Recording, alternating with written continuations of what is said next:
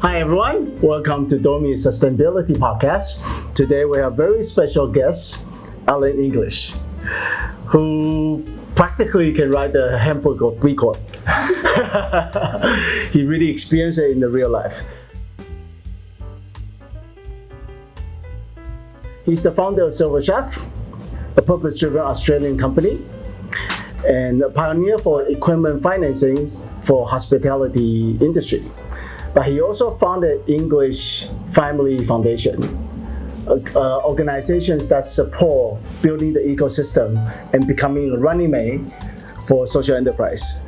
And in that process, in 2014, he donated half of his shares of the company to fuel this movement. And I want to thank SCWF to have this opportunity to bring Allan to Taiwan, and we're a longtime friend. Maybe we'll share a little bit how we met each other the first time, 8-9 years ago. And he's a global beacon for how a company can use what his operations, what his philosophy to change in our society. So welcome, Allan. Thank you, Corey.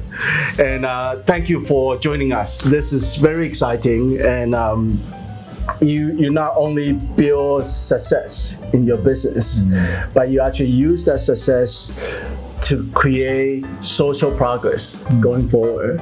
So I can't wait to hear like how are these turning points in the journey of you building up the business, and also how your thought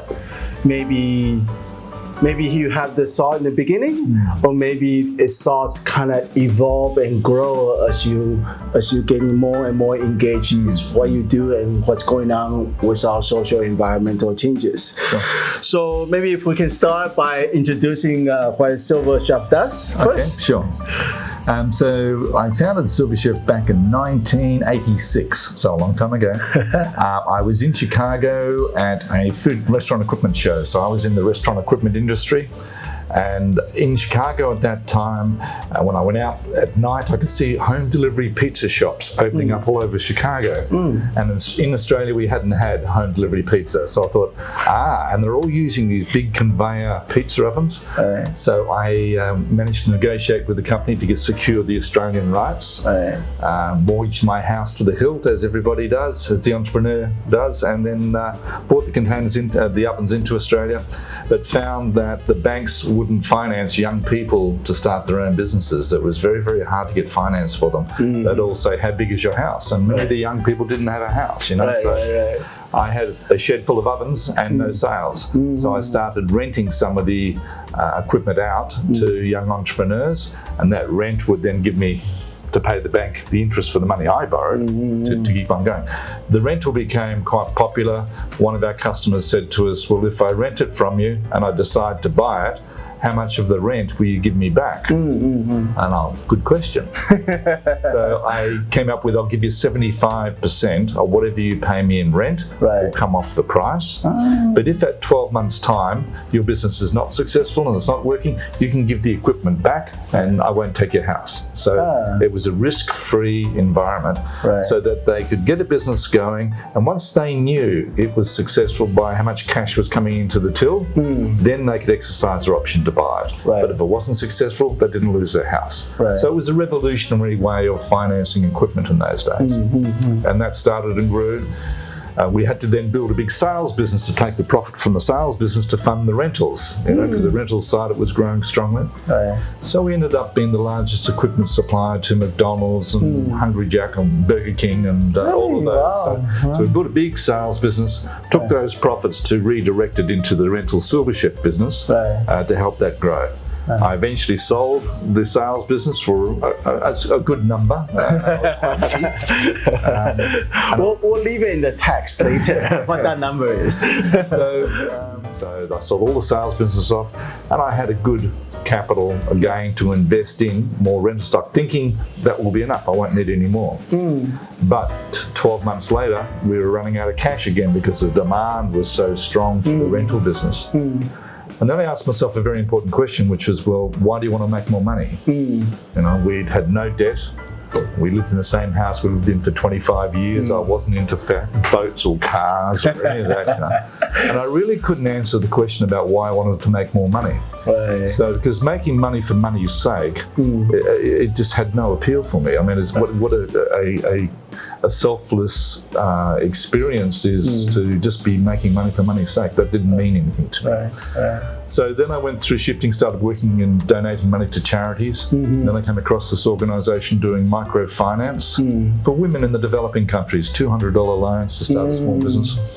And through that process, I was asked to volunteer for them 1 day a week.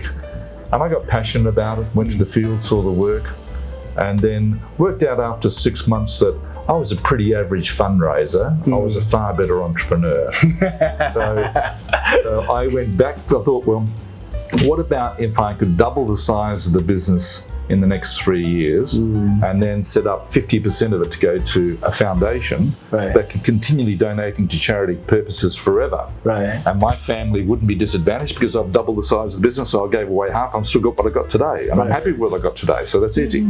So that was sort of the genesis of the journey. Yeah. After you discover the social issue that's out there and you think about how you can kind of structure your business to support that but still provide for your family, what happened after that? How did the business transform? It's a good question. These things don't go overnight. It does take some time. So once I had put my structures and thinking together, I still needed now more capital if I was going to expand it. So to do that, I needed to list on the stock exchange. So I went through the process of listing on the stock exchange, which, it took about 3 years from start to finish to become a listed company. And then we publicly did the share transfer over from the public company shares, from our family shares now into a foundation. And then we decided to saying, okay, well, let's have a big, hairy, audacious goal about what we can do in the next 10 years. So we got the leadership team to go away and said, expand your thinking about what we can achieve together over the next 10 years. And they came back with, we want to be in 4 countries, we want to have 450 staff, and they had all these numbers and their profitability forecasts as well.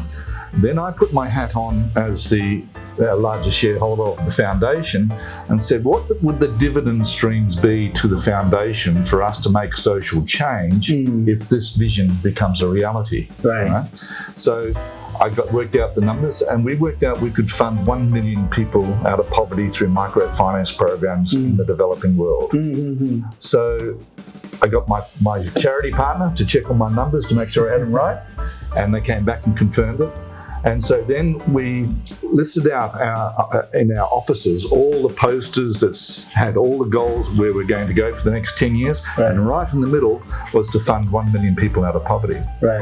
3 months later, the head of our recruitment, HR, says, I need to talk to you about something because something's changed. And I said, what's changed? And he said, well, we had a method of recruiting called top grading. And it was about how to get the A-grade players to come and work for your company. And you'd identify them through the interview process. And we would win 50% and we would lose 50% because they were competitive for talent.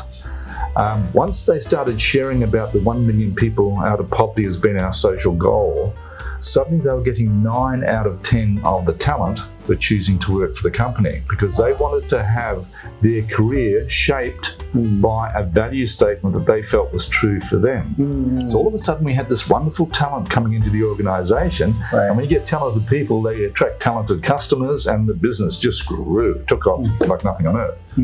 About a year later, we had all the staff doing fundraising campaigns to help towards the goal, and they came back and said, imagine if we could, as staff ourselves, contribute to 500,000 people out of poverty, could you do the numbers of what that might mean? So we have got a goal just for staff fundraising.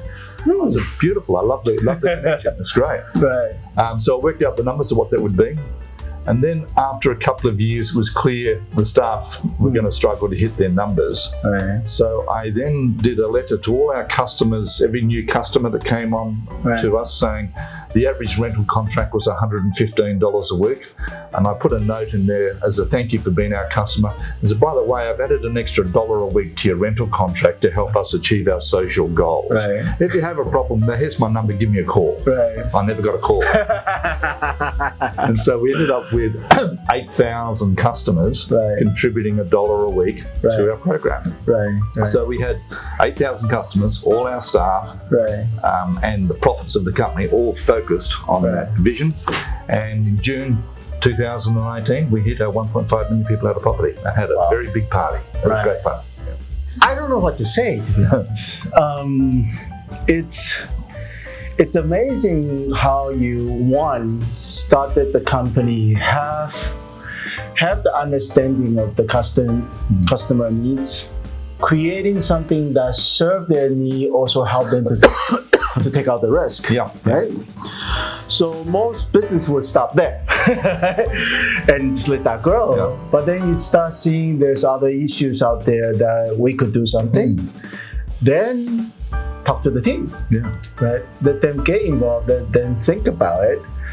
Then you are besides the financial side, you start seeing indicator on the talent side and how people can come in and wanting to further shape this. Yeah, and there is a shaping that takes place. So one of the key things I did very early in the journey was that most businesses are focused on the external measurements of how their business is going, and so the profit and loss and balance sheet and all those sorts of stuff. In the B Corp movement, as you know, you're starting to measure more impactful steps along the way. But you need to provide a cultural it's a roadmap of values to be able to ensure that everybody's on the same compass. Right? So we want to be able to develop a framework which works from the internal perspective that gets expressed externally, and everybody can be held together on that same framework. So we put a cultural value around an acronym of TRAFFIC. So it's teamwork, respect, attitude, flexibility, integrity, and communication. Now, every meeting that we had, when it completed, we had to nominate a staff member that lived the core values yesterday. So that way, every single meeting that was happening in the company, not their direct boss, but if someone's in customer service and was staying back at 6 o'clock at night to talk to a customer, you know, her flexibility and attitude was wonderful. She'd be one of her, not her boss, but one of the other bosses would go and thank her for the good work. So it built a culture where everybody knew the values of the company deep inside, and they were reflecting them out, and they could be disciplined if they broke the values, because this is what we hold to be important. But it provided a moral compass for us to achieve all the social aspects and alignments about what we were wanting to achieve outside of just the functional business aspects. So we had to do both. You got to do both of the business side of things to make the money, but also to use the money that's being made to be powerful, impactful into the world as well. You know, that reminds me, like the angle that how DOMI is looking at when we work with business is that there's three kind of key gaps inside the organization. One is sense-making gap. Why are we doing this? What is the business side of it? What is the purpose side of it? And that's relevant to outputs and outcomes. But that both element, when you want to start bringing into a company are so used to outputs, right? Now you need to start bringing into company that kind of take what you just shared, kind of take them into the second piece, which is the teamwork. How do we work together and reflect that? And with those processes, it's actually building the cultures that becomes the foundation to go to that purpose, right? So it becomes a positive loop. Well, you actually get full alignment. What you're doing is you're helping your staff and your team themselves to start reflecting on what is really important to them as an individual. We're just going through this life's journey, and it's only about achieving more and more money. And we get to our deathbed and we say, well, it was a busy life, but that wasn't any fun. You know? I mean, what do we making money for? Right. If it's purely for the sake of making money, it's a very hollow existence. Right. Particularly when it can be such a resource to bring about the change into the benefit of the lives of another. Right. It's a much richer journey. Right. So it's taking people through the journey from success to significance. Right. So we can measure our business careers around success being a measurement of external financial aspects. Right. But the aspect of significance about who we are as a human being and how we powerfully impacted into the lives of others. Because if we're living a life that's forever creating ripples of social change every single day, then that's a life of alignment and significance. Thank you. I think the point that, like, what I see from you, one is that you created that profit and also used that profit to fund social progress, right? What would you say to people that they agree with what you said, right?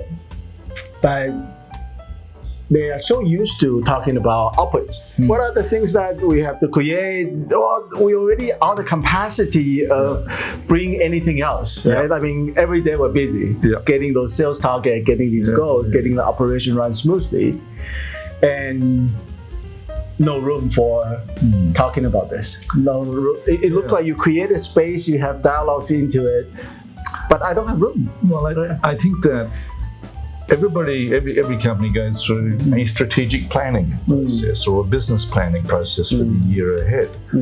So in that is the time of when you're looking at, well, why do we exist? What is our purpose here? We've got environmental and impactful aspects of what we do as a B Corp, but we can also be looking at, well, the forecast of profitability is going to be this for the year, and we're going to take 10% of that to create social impact. So now we need a project team to develop up initiatives and ideas about how we use that social impact. And you make it a staff-driven activity.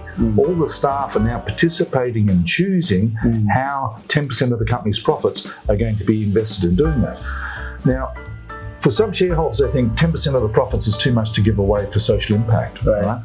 But the value that you get from an engagement of your staff being empowered to changing their society, you get more than a 10% payback. You get double the payback. So it's a wise investment. And you're creating change as well. I think what I hear is that the critical piece is it's about linking these things together. It's not just about a pure passion to make change, but you also need to have this methodical thinking and structuring of the business. And I think that's where the business sense that needs to come in play of merging what purpose-led is about, right? Okay. I think that's true. The ability to recognize the various patterns of activity you have within your business framework, the things that you can influence and change. So when you can see the patterns of your activities and you've got social purpose as one of those patterns, you can see how to interlink and make them wholesome together. So as an organization, you go forward and it's embedded deeply inside the culture of your organization, and your customers are choosing to work with those sorts of values because that's what they hold for themselves, right? So we attract more customers aligned to the values that we're projecting. So actually supporting, helping others, creates that interaction with people that people inside the organization want to strive for it. But also your customer also want that value. It's on top of the products that you offer to them. They also want that value that you're creating, and nobody called you, right? They're like, good. I can sleep better at night now. They probably like, finally they go to sleep, they won't call you. They're like, okay, I don't need to call him now. I can rest assured that things is happening, right? So, I like it. I think it's sort of, the way I see it really is that we are the early pioneers of this work in developing a purpose-driven organizations. That our future in 10 and 20 years' time down the track, with the challenges that society and humanity is facing, that purpose-driven organisations will be mandatory to be able to get registered and continue to thrive. I think every organisation down the track will be having environmental requirements of what they need to be able to do. They'll have the B Corp type assessment process that, fortunately, I think AI will play a large role in making that reporting process a lot easier. But the social obligations that we as small and largest business is considerable, because we have a lot of power and influence in our societies, and we will be required to be responsible with that authority and power that we hold. Yeah. As I go through this process, like one supporting the B Corp movement in Asia, one is developing DOMI, working with organizations. I think something you said that really echoes to me is that we were going back into fundamentals. What is our license to act, right? Our license to operate as a business. Before, well, don't do things illegal. That's enough, right?